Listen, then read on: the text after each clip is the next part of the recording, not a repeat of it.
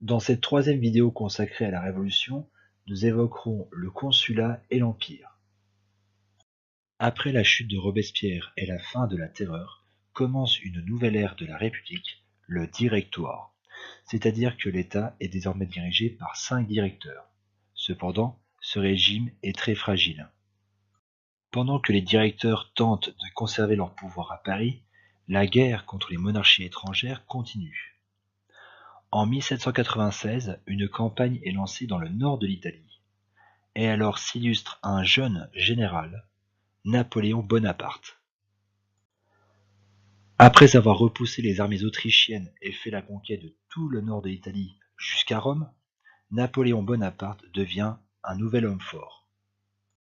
En 1799, Napoléon Bonaparte profite de sa situation pour s'emparer du pouvoir lors du coup d'État du 18 Brumaire. C'est la fin du Directoire. Commence alors la dernière phase de la Première République, le Consulat. Napoléon Bonaparte devient le premier consul et dispose en réalité de la quasi-totalité des pouvoirs. Après avoir obtenu le consulat pour 10 ans, puis à vie, Napoléon se fait sacrer empereur le 2 décembre 1804. Commence alors le Premier Empire.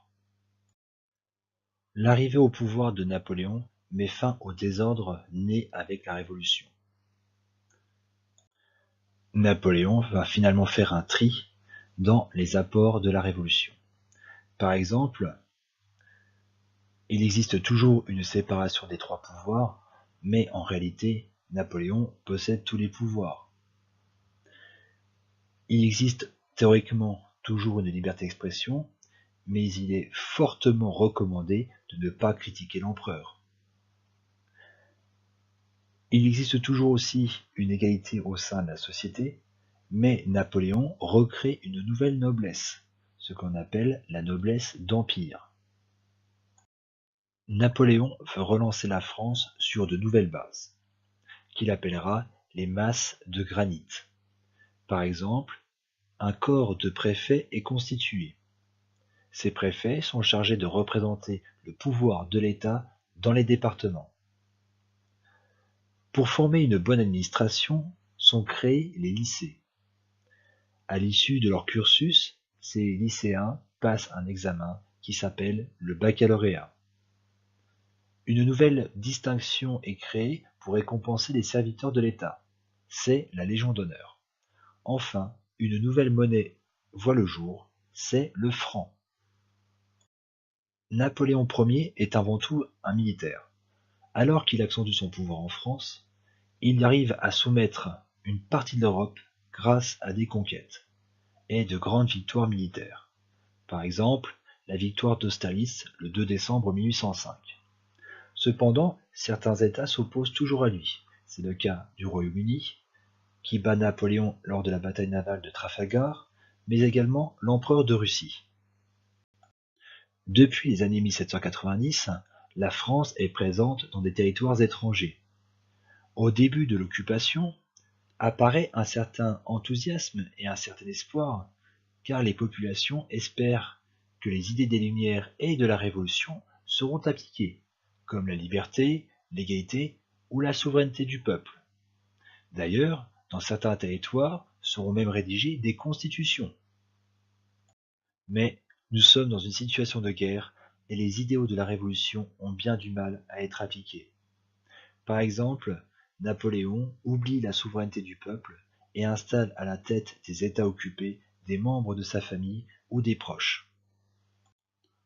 Les hommes des pays occupés sont envoyés dans l'armée de Napoléon, que l'on appelle la Grande Armée, et des impôts très lourds sont demandés pour financer la guerre.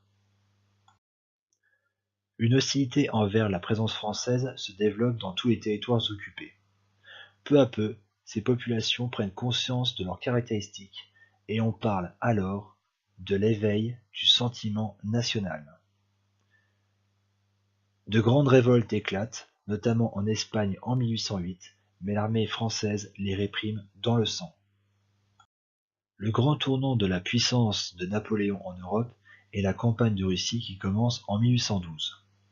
Dès lors, Napoléon va accumuler les défaites, reculer et finir par perdre le pouvoir en 1814. Il est exilé sur l'île d'Elbe, en Méditerranée, mais il parvient à s'échapper et à reprendre le pouvoir à Paris en 1815. Il conservera alors le pouvoir pendant 3 mois, c'est ce qu'on appellera les 100 jours, car il est à nouveau battu par les armées étrangères à Waterloo en juin 1815. Les puissances étrangères décident de ne plus prendre de risques et exilent Napoléon au beau milieu de l'océan Atlantique sur l'île de Sainte-Hélène. Napoléon ne s'échappera pas et mourra sur cette île en 1821. Quelques grands repères pour terminer cette vidéo. 1799, coup d'état du 18 Brumaire. 1799-1804, le consulat. 1804, Napoléon Bonaparte devient l'empereur Napoléon Ier. 1804-1815, Premier Empire. 1815, défaite de Waterloo. Et 1821, mort de Napoléon Ier.